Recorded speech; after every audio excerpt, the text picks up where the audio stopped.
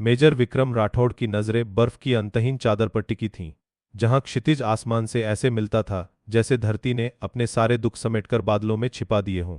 वह में एक तीखापन था जो हड्डियों तक को चीर जाता। उनके चेहरे पर वक्त की खींची हुई लकीरें गहरे अनुभव की गवाही दे रही थीं, पर उन लकीरों के नीचे एक अनकही उदासी दबी थी। पास ही युवा सिपाही रवि कुमार अपनी राइफल पर जमी बर्फ झाड़ रहा था। उसके चेहरे पर अभी भी गांव की भोली मासूमियत थी। रवि की मुस्कान इस ठंडी बंजर धरती पर किसी गर्म उम्मीद की तरह थी, जो मेजर को अक्सर अपनी भाई की याद दिला देती थी। मेजर साहब, क्या आज रात भी वैसी ही चांदनी होगी? रवि ने अपनी गांव की सीधी सादी हिंदी में पूछा, जैसी पिछली रात थी। हमारी सरिता को चांदनी रातें बहुत पसंद हैं। विक्रम ने बस एक गहरी सांस ली। सरिता, यह नाम उनके जख्मों को फिर से कुरेद गया। चांदनी, हाँ चांदनी तो थी, उस रात भी जब उसके भाई ने आखिरी सांस ली थी। उनकी बटालियन को काला पत्थर नाम की चोटी पर कब्जा करना था, जो रणनीतिक रूप से बेहद महत्वपूर्ण थी, पर दुश्मनों के कब्जे में थी। कमांड पोस्ट में ब्रीफिंग चल रही थी। लेफ्टिनेंट कर्नल बख्शी का चेहरा कठोर था। विक्रम, यह मिशन हमारी इज्जत का सवाल है। हमें यह चोटी चाहिए, किसी भी कीमत पर। विक्रम ने सिर हिलाया। कीमत? वह जानता था।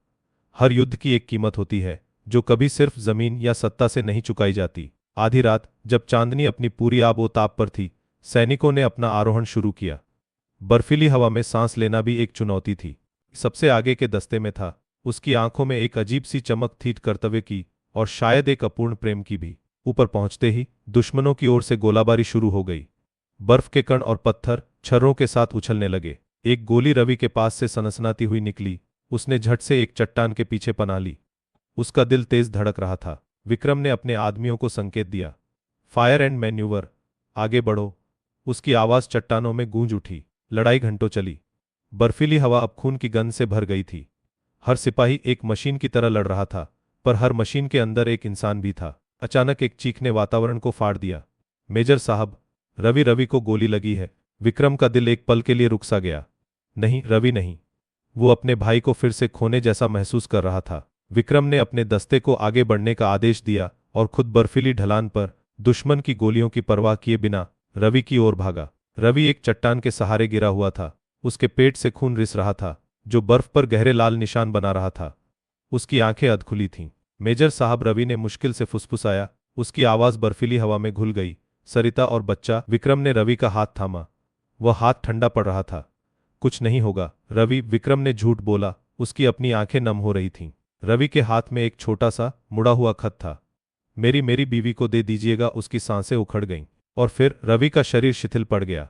चांदनी अब उसके निर्जीव चेहरे पर चमक रही थी, जैसे किसी पवित्र अंतिम संस्कार की आग। विक्रम ने धीरे से उसकी आंखें बंद की। उसने खत अपनी जेब में रखा और रवि की डॉग टैग्स उतार ली। यह उसका कर्तव्य था, उसका दर्द भी। अचानक कुछ दूरी पर एक और सैनिक की हल्की आहट सुनाई दी। विक्रम ने तुरंत अपनी राइफल उठाई। एक दुश्मन सैनिक, कैप्टन जहीर खान, उसकी ओर बढ़ रहा था। जहीर भी घायल था, उसकी बाजू से खून बह रहा था। दोनों ने एक दूसरे को देखा।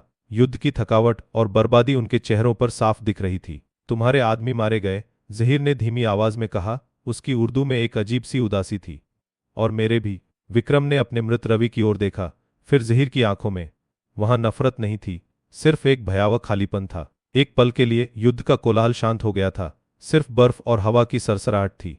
दो इंसान, दो दुश्मन, एक ही दुख से बंधे हुए। विक्रम ने अपनी राइफल नीचे की। जाओ, उसने कहा। उसकी आवाज में एक अजीब सी करुणा थी। इससे पहले कि मैं अपना फर्ज भूल जाऊं। जहीर ने हैरानगी से उसे देखा, फिर धीरे धीरे पीछे हटा। वह भी जानता था कि यह पल युद्ध के नियमों से परे था। विक्रम ने रवि का शरीर उठाया, उसके कंधे पर रख लिया।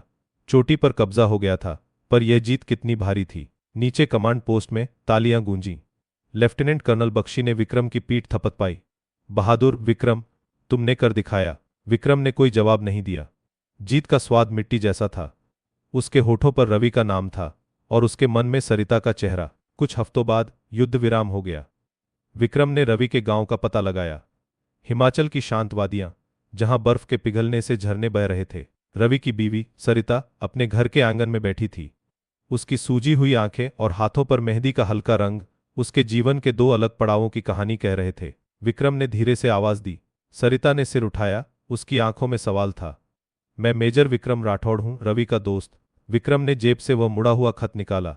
सरिता ने जब वह देखा तो एक पल के लिए उसकी सांस रुक गई। इसमें इसमें उसने लिखा था कि वह जल्दी घर लौटेगा, सरिता ने कांपते हुए कहा, और हमारे बच्चे के लिए ढेर सारे खिलौने लाएगा। विक्रम ने उसे रवि की डॉग टैग्स और एक शौर्य पदक दिया, जो रवि को मरणोपरांत मिला था। यह उसकी बहादुरी का सबूत है। सरिता ने पदक को देखा, फिर अपनी कोख पर हाथ रखा। बहादुरी? यह बहादुरी क्या करेगी मेजर साहब? क्या यह मेरे बच्चे को उसका बाप देगी? क्या यह मेरे आंसू पोंछेगी? विक्रम के पास कोई जवाब नहीं था। उसने बस सिर झुकाया। उसके कंधों पर एक बार फिर युद्ध का सारा बोझ आ गया था। कुछ महीने बाद विक्रम एक शांत झील किनारे बैठा था। चांदनी रात थी और झील का पानी चांदी की तरह चमक रहा था। उसने अपनी जेब से रवि की डॉग टैग्स निकाली। उन पर चांदनी पड़ रही थी और रवि का नाम चमक रहा था। युद्ध खत्म हो चुका था, पर घाव अभी भी ताज़ा थे। कुछ घाव ऐसे होते हैं जो भरते नहीं, बस चांदनी में चमकते रहते हैं, याद दिलाते रहते हैं। उसने धीरे से डॉग टैग्स को पानी में छोड़ दिया। एक हल्की लहर उठी और चांदनी में वह नाम क्षण भर के लिए गायब हो गया, फिर से चमकने लगा। रवि और सरिता का बच्चा, उसकी मुस्कान में शायद रवि की झलक होगी। विक्रम ने एक लंबी सांस ली और ऊपर आसमान की ओर देखा। चांदनी आज भी वैसी ही थी, निर्मल और शांत। यह युद्ध की गवाह थी और घावों की भी। कुछ कहानियां खत्म नहीं होती, वे बस चांदनी में घुल जाती हैं, अमर होकर। आपको यह कहानी कैसी लगी? हमें कमेंट्स में बताएं और चैनल को सब्सक्राइब करना न भूलें।